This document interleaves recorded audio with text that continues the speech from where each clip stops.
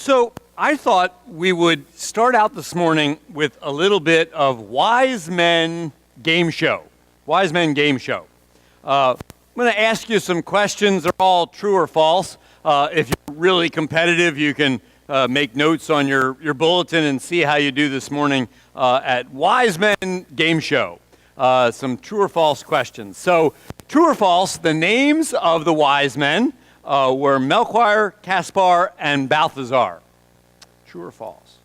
Well, I heard some truths. You don't have to go out loud. Kind of false-ish. False.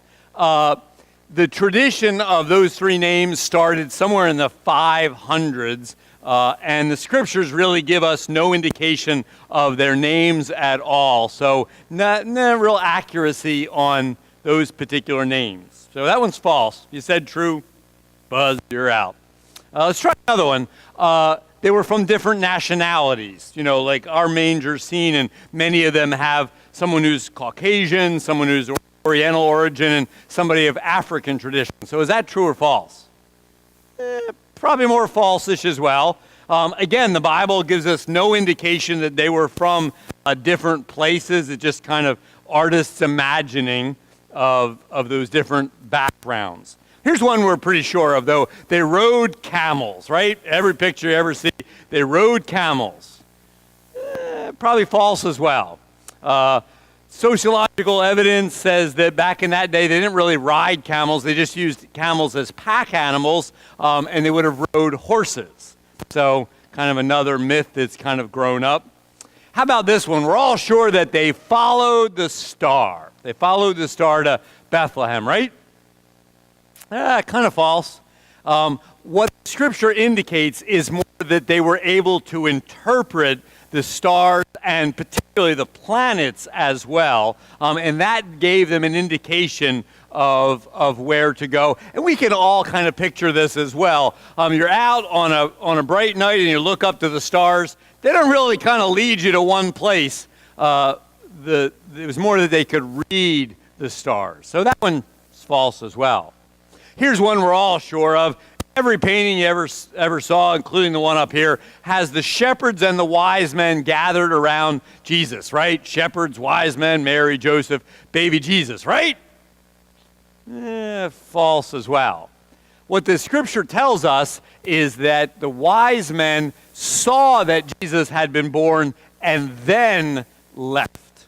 So there was some significant time gap between the time Jesus was born and when they actually got there. The scriptures tell us that right away after Jesus being born, the shepherds were there. So them being together probably doesn't make sense either. And scripture kind of supports this, that when King Herod was trying to get rid of the baby Jesus, he had all infants 2 and younger killed. So Jesus could have been as old as 2 when the wise men came and visited with Jesus. But here's one we all know. They were kings, right? We sing the song, "We three kings of Orient are." False-ish as well. No evidence at all that they were kings. The scripture calls them magi. No idea of kings as well. The idea of kings came from the fact that they had valuable gifts, and so maybe people of some financial ability, but all we know for sure is magi, or also interpreted or translated wise men is all we know. But here's one we're absolutely sure of. There were 3 of them, right? We're not told. The idea of 3 came from the fact that they brought 3 gifts. Could have been 2 wise men who brought gold, frankincense, and myrrh, or could have been 20 wise men who brought gold, frankincense, and myrrh. No idea how many of them there were. A lot of things we think we know about the wise men that not really so sure. But let's go ahead and read the scripture that pertains to the wise men and see what we can learn from them that we're sure about. It's found in Matthew, the 2nd chapter, verses 1 through 12. So in the time of King Herod, known as the great King Herod, after Jesus was born, so after he was born in Bethlehem of Judea, wise men from the east came to Jerusalem, asking, "Where is the child who has been born King of the Jews? For we observed his star at its rising," probably actually a planet rising in the morning, "and have come to pay him homage." When King Herod heard this, he was frightened, and all Jerusalem with him. King Herod was not called the great King Herod because he was a great king. He was a great tyrant, was known to kill anybody who stood in his way, killed cousins, killed wives, killed children who threatened him. So when Herod was afraid, everybody was afraid. And he called together all the chief priests and the scribes of the people and inquired of them where the Messiah was to be born. They told him and searched the scriptures in Bethlehem of Judea, for so it has been written by the prophet, "And you, Bethlehem, in the land of Judah, are by no means least among the rulers of Judah, for from you shall come a ruler who is to shepherd my people Israel." So then they know to go to Bethlehem. Then Herod secretly called for the wise men and learned from them the exact time when the star had appeared, letting him know how old Jesus might be. Then he sent them to Bethlehem, saying, "Go and search diligently for the child, and when you have found him, bring me word." And I can't ever read this next description and not see the wheels of evil in Herod's mind, so that I may go and pay him homage, which is not his goal at all. When they had heard the king, they set out there ahead of him and went the star that they had seen at its rising until it stopped over the place where the child was. I learned a little bit of astronomy this week. Not that the star is kind of over the place where Jesus is born, but planets can rise in the sky, and then because of the rotation of the planets can stop and even kind of reverse. So what they saw was this indication of where Jesus was. When they saw the star had stopped, they were overwhelmed with joy. On entering the house, they saw the child with Mary his mother and knelt down and paid him homage. Then opening their treasure chests, they offered him gifts of gold, frankincense, and myrrh. And having been warned in a dream not to return to Herod, they left for their own country by another road. This is what we know about the wise men. And I wanted to spend some time thinking what can we learn from the wise men? What can we discern from these scripture passages to help and guide us in our own faith journey? So one thing we see is that they were paying attention. They were looking, they were searching for this coming king. The scriptures tell us, "For we observed his star at its rising." They were paying attention. And I think that's a wonderful call for us as well in our lives, to pay attention as well, to search and to look as they were searching the stars and looking for who Jesus would be. Paying attention is part of our faith journey as well. You've probably heard me say before that I have a spiritual director. She's a Catholic sister, and I've been going to her for 15 years now. And one of the main reasons I do this is it helps me pay attention. I know when I go to see Sister Barbara, she's going to ask, "Well, what's going on in your life? What's God been doing? What are you noticing?" So I got to think about what I'm going to answer her when she asks that. And then I'm going to have to say it out loud to her. And then on my drive home from seeing her, I'm going to think about what I've said to her. It helps me to pay attention. Sometimes I share with her things that are happening at church and kind of things that I'm noticing and trends and things to learn from. Sometimes it's things in my own personal life, things happening in my family with my kids or my wife. It helps me to pay attention to what God is doing in my own life. Sometimes it's things that I notice in conversations. One of the great joys of my life as a pastor, as your pastor, is in the conversations that we have. Sometimes, going out to lunch or standing in the narthex or whatever and talking a little bit and talking about things that are happening. Maybe ways that you feel God is calling you to grow deeper in faith. Maybe challenges you're going through, things that you're learning in different areas of your life. Paying attention is a faith practice when you notice what God is doing. And like the wise men, we can pay attention to what God is doing. So that's one thing we learn from the wise men. Another thing we learn is to go the distance. They take this long journey. The scriptures tell us the wise men from the east came to Jerusalem. We don't really know where they came from. Some have surmised that it might have been ancient Persia, what would now be Iran.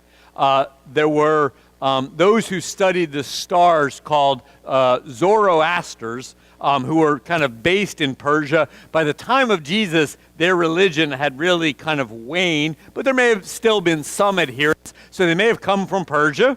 They may have come from Turkey. In the Greek language, from the east, sometimes referred to Turkey because Turkey is directly to the east of Greece, so they may have been from Turkey. Others think they may have been from the southern Arabian Peninsula, what is now Yemen. And this idea, probably the best idea yet, is because of the gifts.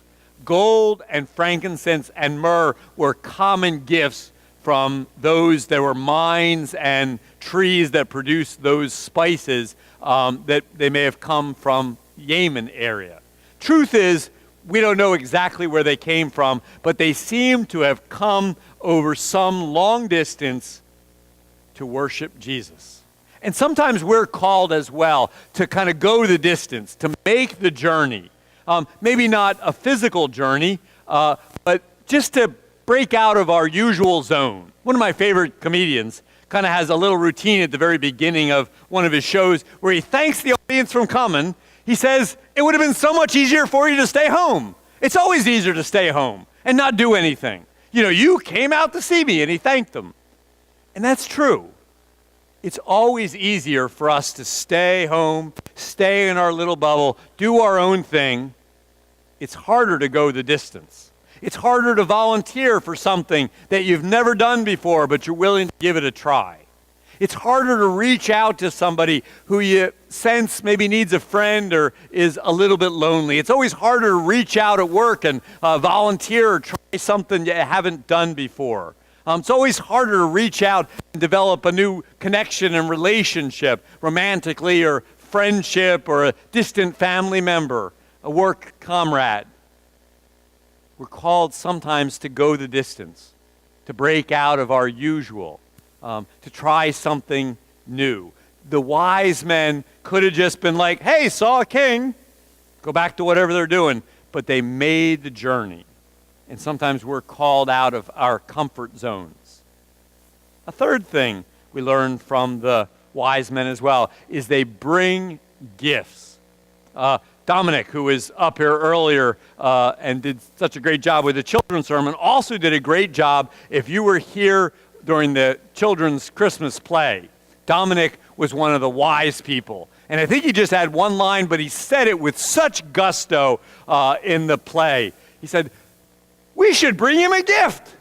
He's just so excited. And of course, the wise men were like that. We're going to go and visit this king, Jesus. We got to take gifts along of gold and frankincense and myrrh. And we as well are called to bring gifts. Sometimes they're physical gifts for someone in need. Sometimes they're financial gifts.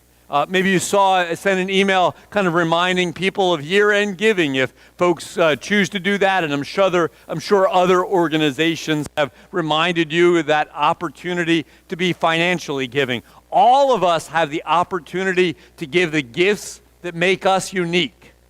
Maybe you're good with numbers. Maybe you're handy in fixing things. Or maybe you've got a very caring spirit and can bring a kind word. Or maybe you're artistically or musically gifted. Or maybe you're just the kind of person that says, I'll jump in wherever needed. All of us have gifts that we can bring. We're, of course, at the cusp of a new year. And maybe part of the calling that you have is to pay attention, go the distance, and bring a gift. Try something new that you've never done before. We learn that from the wise men. And one last thing we learn from them as well is to worship Jesus. The scriptures tell us, and they knelt down and paid him homage. Now, these were obviously learned and very smart, wise men, that they could discern this coming of Jesus. They at least had some financial means in the fact that they brought these valuable gifts. But being in the presence of Jesus, they had to fall down and to worship him. You know, I had trouble finding in all the artwork of the wise men, almost always one of them was standing. Maybe it just makes for a better art scene, you know, one standing and a couple kneeling or whatever. But the scriptures say they all knelt, that they recognized in Jesus someone of great value. And there's a reminder for us in that as well, that we are meant to worship Jesus. Especially, again, at the cusp of a new year, maybe worshiping more regularly or a devotional time or a deeper prayer time, some way to worship Jesus a little bit more significantly is part of you learning, me learning from the wise men. That if they could come in and fall at Jesus and worship him, we are meant to do the same thing and to learn from the wise men.